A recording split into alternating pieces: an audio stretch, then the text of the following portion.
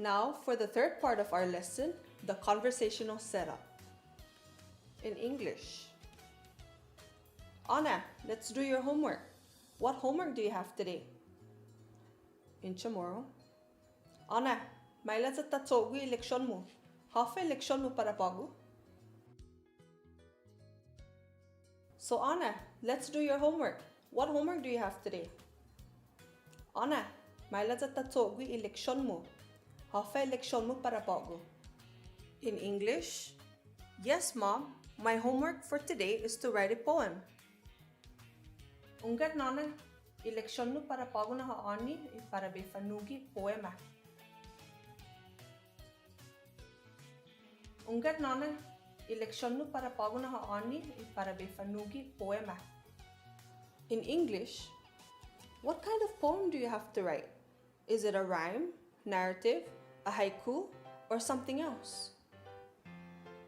Hafa na klaseng poema debe diuntugi, ko rhyme, narrative, e haiku, para ocho klase. Hafa na klaseng poema debe diuntugi, ko rhyme, narrative, e haiku, para ocho klase. In English, for today's lesson, we wrote a rhyme poem. Eleksyon para bago na haoni, manugi hami rhyme na poema. Eleksyon para bago na haoni, manugi hami rhyme na poema. In English, oh, Anna, that's good. Did you learn how to write it?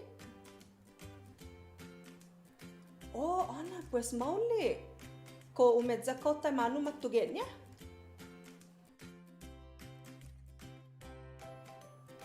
Oh, Anna, pues mauli.